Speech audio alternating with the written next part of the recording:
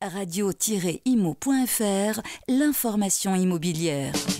En direct sur Radio Imo, le 24e salon de la copropriété, les 8 et 9 novembre à Paris, porte de Versailles, en partenariat avec GERCOP, Gallian et Drieux-Combalusier. Radio-imo.fr. Un salon de la copropriété qui se déroule donc toujours à la porte de Versailles. Ici, dans le hall 7.3, un magnifique hall qui a ouvert ses portes il y a très peu de temps, il y a un mois environ.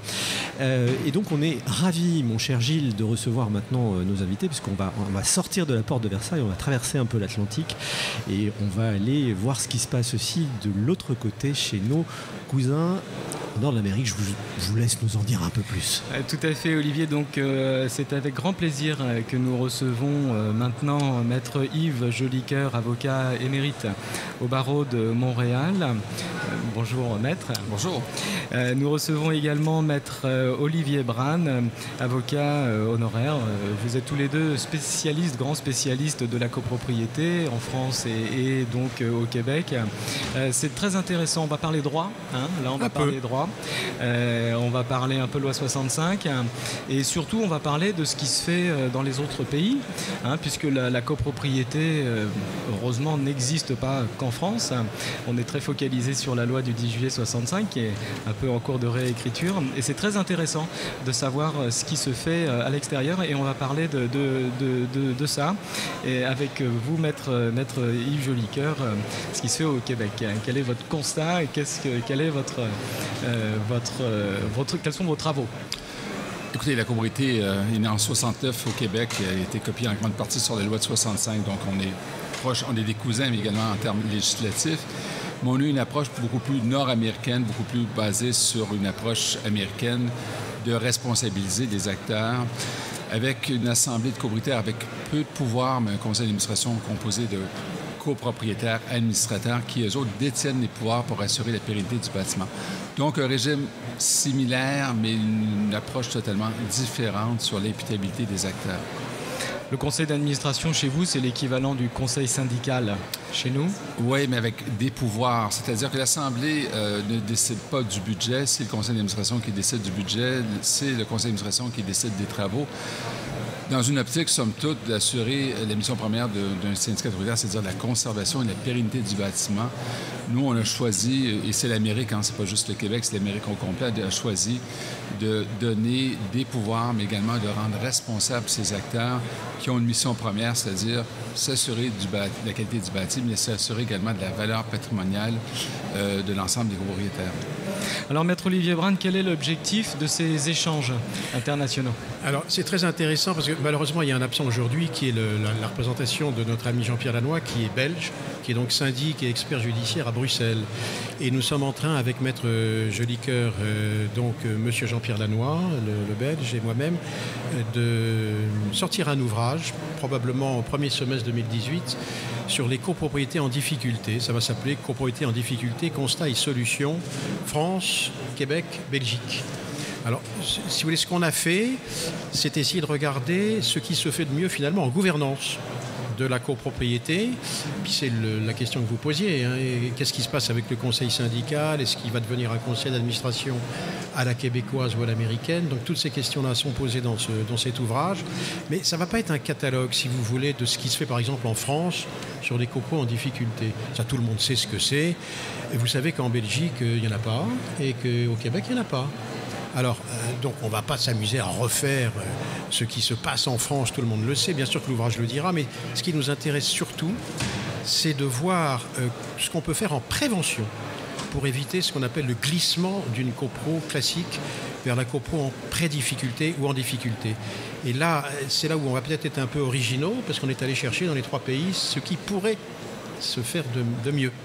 Aujourd'hui, ce qui se fait dans la loi du 10 juillet 65, qui a été mis en place il y a quelques années, et qui, j'ai l'impression, n'est pas souvent utilisé, c'est le mandataire ad hoc. Alors le mandataire ad hoc, j'ai vu dans le projet de travaux du Gréco qu'on en reparlait. Est-ce que c'est une bonne idée de le conserver, ce mandataire ad hoc? Oui, mais alors le seuil, c'est-à-dire 15% d'impayés, c'est énorme.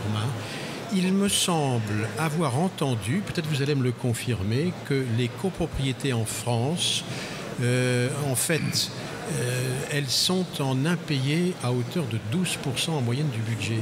Je ne sais pas si vous avez confirmation de cette information. Je pense qu'on va le savoir prochainement parce que l'ANA, qui tient le registre d'immatriculation des copropriétés, a ce genre de statistiques. Et ce serait bien d'ailleurs que l'ANA diffuse.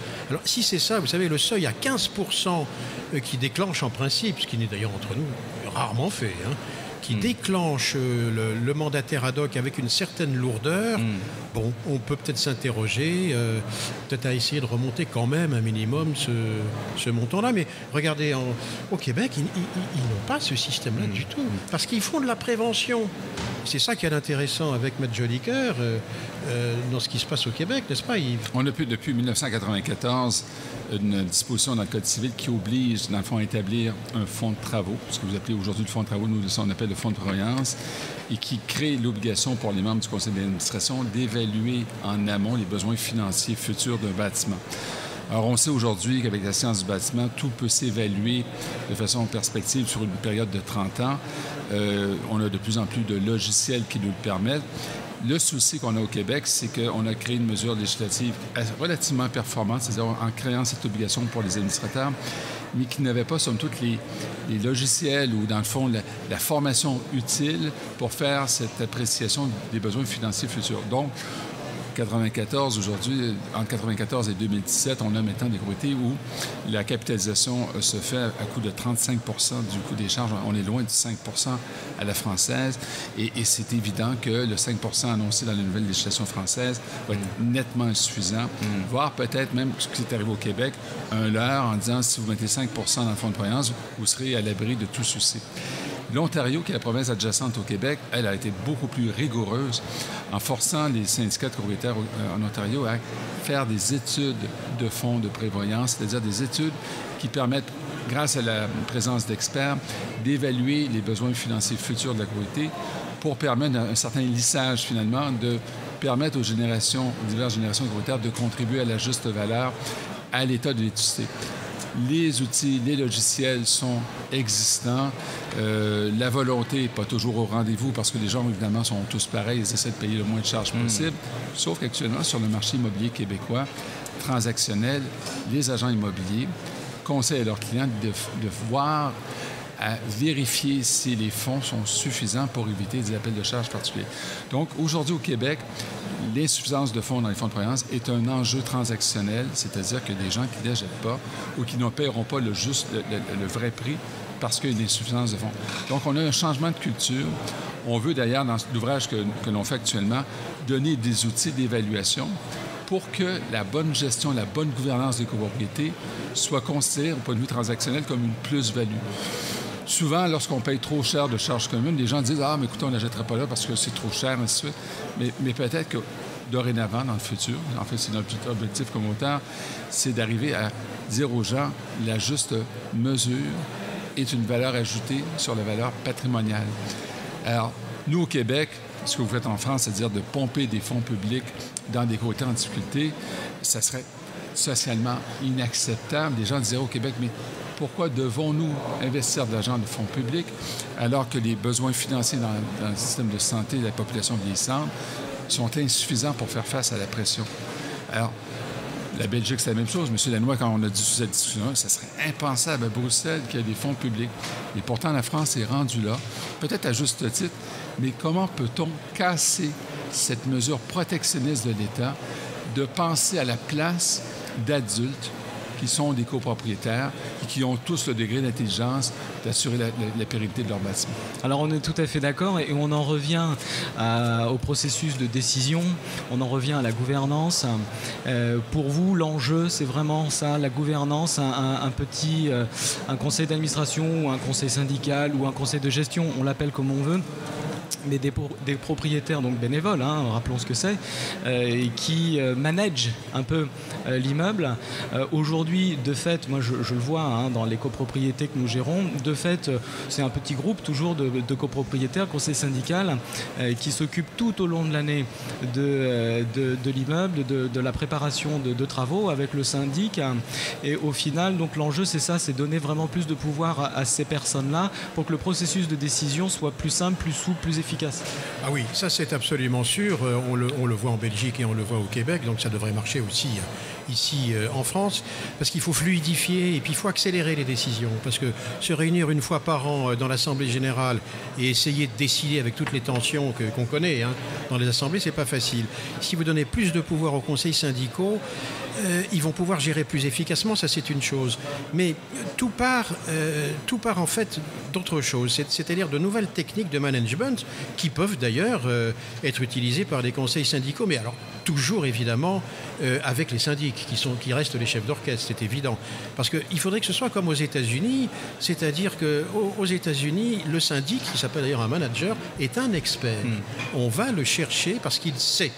Il sait comment faire des audits, et je voudrais insister, puisqu'on va beaucoup en parler dans notre ouvrage, sur les audits préalables. Vous savez, il y a des très beaux outils depuis la loi Allure, qui sont le DTG, le diagnostic technique global qu'on doit mettre à l'ordre du jour des assemblées. C'est un outil fabuleux qui peut être utilisé et décidé par le conseil syndical. Voilà. Et ça part de là. La rénovation énergétique, elle se fait dans ce que je vois comme dossier, avec le conseil syndical moteur, ce que les sociologues appellent des facilitateurs, et le syndic en appui. C'est ça qui marche. Alors écoutez, c'est des échanges vraiment très intéressants. Je pense qu'il faudra continuer de développer. Le métier de syndic, on pourra en parler ensemble, si vous voulez, avec notre association des gestionnaires de copropriété. Vous expliquer vraiment comment ça se passe sur le terrain. Et tous ces échanges sont très enrichissants. Je vous remercie, mes chers maîtres. Merci à vous. Voilà, moi j'ajouterais juste merci Olivier Brane, qu'on connaît bien parce qu'il est chroniqueur aussi sur Radio Imo avec la page copropriété. On salue évidemment maître Yves Jolicoeur qui est aussi une page copropriété au Québec, puisqu'on rappelle que Radio Imo est également présent au Québec avec radio-imo.ca. Et puis on salue, il n'est pas avec nous autour de la table, il est reparti hier, Jean-Pierre Lannoy, effectivement, qui est l'animateur aussi de radio-imo.be. Voilà. C'est juste une petite précision. Merci messieurs. Et donc on poursuit dans quelques instants avec un nouvel invité. Merci. Radio-imo.fr, l'information immobilière. En direct sur Radio Imo, le 24e salon de la copropriété, les 8 et 9 novembre à Paris, porte de Versailles, en partenariat avec GERCOP, Gallian et Drieux-Combaluzier. Radio-imo.fr